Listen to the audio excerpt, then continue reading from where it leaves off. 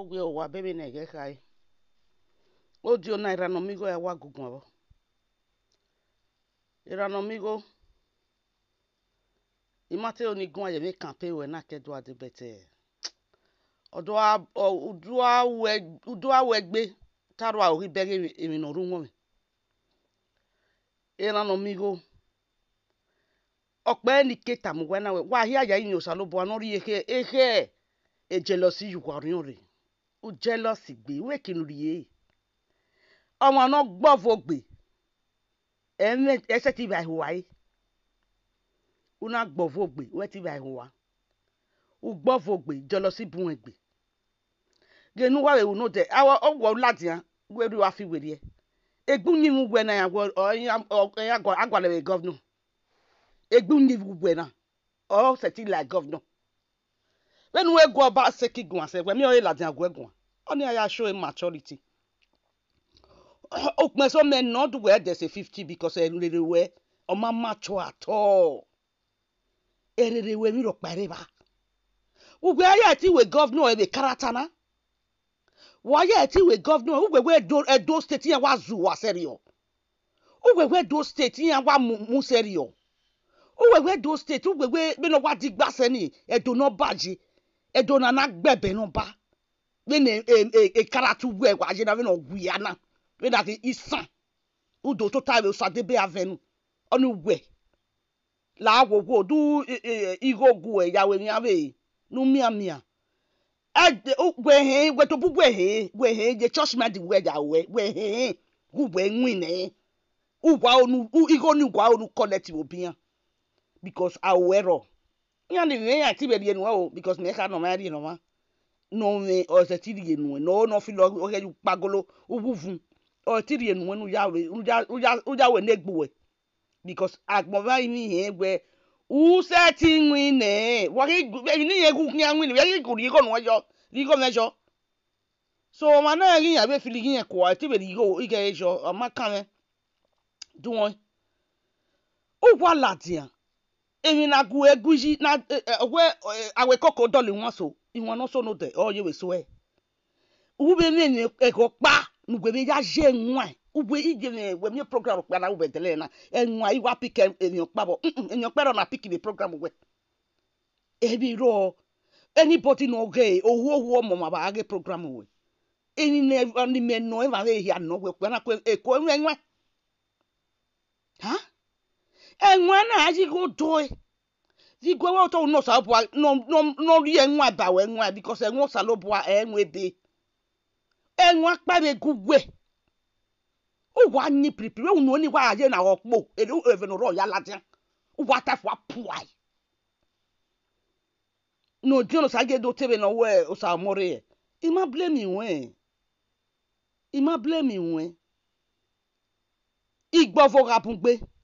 won bi o kan o no to gbo igbofo we bugbe opugbe me aije di no sa ge wa tu una land Nigeria iri ebebo gwe udo tara webo we no wo sa more we no we ra we do tai uma yeti ungwara yeti tai mu ebogbu am mo because we tu monu na ti gbe na mi ame try ga ma be o na kwore money ju wa o na kwore rubbish ugwa ni how no do tell no wo sa more e uda se no une e so ma be gbama o sa more obi re oti abukani ijobo na une ula ti on to agwa ni how benu gbofo e benu igbofo we ri se agbon ma no gbofo agbon ti ma e no problem we umo na ya fi gwere e bi gbofo ni agbon se ti be ma we u make nu riye a vote we yo sa deve avenu ni u make nu riye e de re kere owo igbowo kan fun bi yen ni afanu we na wa gbo bi na kitaba u make nu riye kita na ma kan gbomo gbo efin kan o we kikin we kwa gbo ba ati ogwe na o wa ri disgrace give ye do unwere to disgrace do o wo jare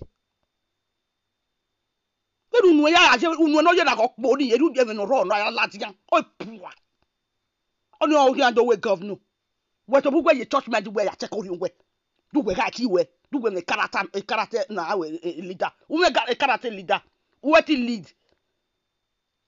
Mama, odo wa no kwa ke were anybody no lead. We get on a character leader, not gonna lead say. But we character leader now. What he lead now? What am I saying? How do a PF from her? How do the those states? Do not baji. Who are the governor? La go. Aga go la wa. Wa me go we ya gbele kwa. Nugi ma bobo we, nu me na gbele kwa. Because when me no ehin igo na filokwa o ti rie nu me ma we na rie nu o ma no ehin igo na filokwa rie nu no filekwa si se me no ya o ti rie nu nu ya do ke na egbo o bi gbofo lowo nu wa ya begege ya donate ni Oshowore iteme na we ke la teme ka teme na me ateme 10 years time to say ikateme na ina gwe once Oshowore wa finish okay na wo no amake na wo eranomigo na we talk do so donation we na donate ni o wani gwe me ina no make e me nitana bu ladia ina gwe bia kai ira me ogwo o han wen munye na yes ibega ene bumnia ekni no dona ina ibega ene because igbovo logo egbe nu gwe wa bega Oshowore go ni donate ni Oshowore awe na me wala te abela te do collect o me o gweje na anu fail we fail sishi no come say umie because o ma no o salo bo be ku enu we gbera kenu je ni because igbofo we bugbe ugbofo gbe e ko we ma e ko ni bisi ogwe e ko atosi e ko ni na no gwe e ranomigo e ko we ma ume to adani body ugwa gwa kekan and the president of the poor poor no a president wo pa poor we call our president of we pa because me ma poor me ugwa we president me ma poor no we president do your born where you do no bi ogwo dey where you your born obi ogwo do bi ogwo pa no we your born do wa no pa no we your born no ana do na tie no egbo president of the poor o ebugwani uroni gbe na ebugwani gbe tete nwine o ewesi na ebugwani wo ati nwine mbake because my major papa no eje nebo nite ama we eya votu nu gweba ama we ube nwine debo no nwine o tesa nwine ni pa yori okotore o taunchi nwine to dekenu kwa nwine o te doni to boy gbe nwine we gbe we ke nwine uroni gbe be esi benu nyu we gbe nwese benu ikekese awo ajakuke abuwe megwe awo manager okugwa na onyu gwa ya fefefe abi oku manager okugwa o kia titi bwe nu waje owi lawo do ya ka be no je onyu mo kun na tan yo fe no ulate social media na gbo ya gbawe agbanyi enwe be no je agbawe orun pero no late social media ni no we le family eri ebeju we peti because onyu enwe ma ya fi ni egwedie okpe ni ke ibe kakpe nu wa na dajo ge ya fi ni egwedie wa ye eko jealousy wa ge la yu wa re o jealousy gbe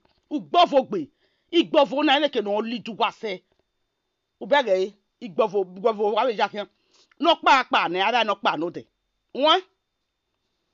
u wa popo bi o kan ni kekan u wa popo kekan anu wa mo e wo ri ogun me ha ma we eyan pa nu ma we ni ti nu dabi o ma e o salo bo abe u dabi we a ori vi we emi ni ya na ya no we ujo to na iwo ori ojai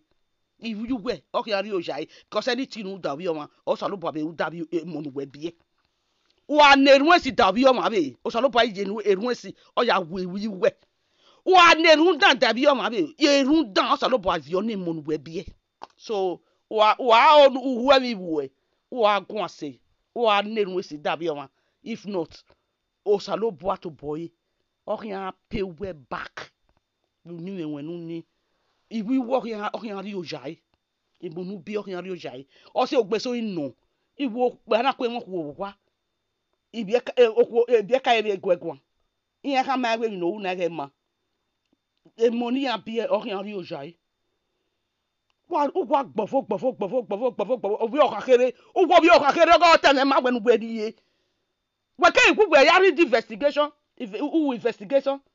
that means me ate certificate ni ari enu we no keke ni ami enwe o ma mi ro pade atave ma we investigate ugwa latie udo type why be ko we license investigation go e so keke de America mi enwe license ni o ma enwe na we den la wa akpavio ugwa talota la ki we awo ma e ugugwo wona na wo pezo kwona we magi no ma no pe kuwe we magi ndo po o ma be go po ma mi enegbe egu magi mi enegbu e nu gwe gwa lo ma no pezo kuwe ana mi e de wa gbe ugwa talota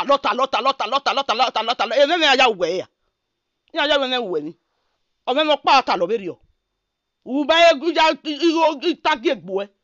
ugwo inwina re wa mu e gbofo oja we ke dekere no bi agwa aga na bokwa fi nyu ekwere nyu ma ki wa fi gwere ga ni a unyu me we ga amagwe osadebo avenuwo unyu mu gwe ni amagwe ba ni yo because e ma bu gwe ti la ba no ka mo si e unyu me we o ri we ki yeke so e po ma ro pa e po ma ni gwe nu la e iye ku we because unyu me we ma wa ila do ape no to ta ke no ma pa ever egi pe apá fi o inu pa o sa